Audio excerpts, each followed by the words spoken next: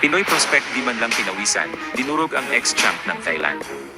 Ang Pinoy nga naman talagang di nagpapakuli sa boxing. Si Herlan Gomez ay ang bagong WBC Asia Silver Bantamweight Champion. Tinalo niya ang veteranong ex-champion ng Thailand na si Combridge Nantapech sa unang round lamang. Nangyari ang laban kanina lang, ilang oras lang ang nakaraan sa kasalukuyang araw sa luxurious Space Plus Bangkok Nightclub in Bangkok, Thailand. Ang Pinoy prospect na si Herlan Gomez ay may kartadang 10 panalo, 1 talo, at may 7 knockouts. Ang kanyang kalaban na si Combridge Nantapech ay isang veteranong boksingero at dating kampiyon ito.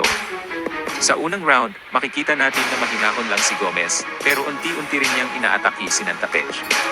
Maya-maya lang ay pinupuntirya na ni Gomez ang ulo at katawan ni Nantapech. Walang humpay na pinapakawalan ni Gomez ang kanyang mga kombinasyon, at dito nga tinamaan ng left uppercut si Nantapech at bumagsak ito. Nakabangon naman si Nantapech sa kanyang pagkabagsak, ngunit segundo lang bagsak na naman siya sa pamamagitan ng isang nakakayanig na right uppercut, at dito tinigil na ang laban ng referee. Panalo si Herlan Gomez via knockout.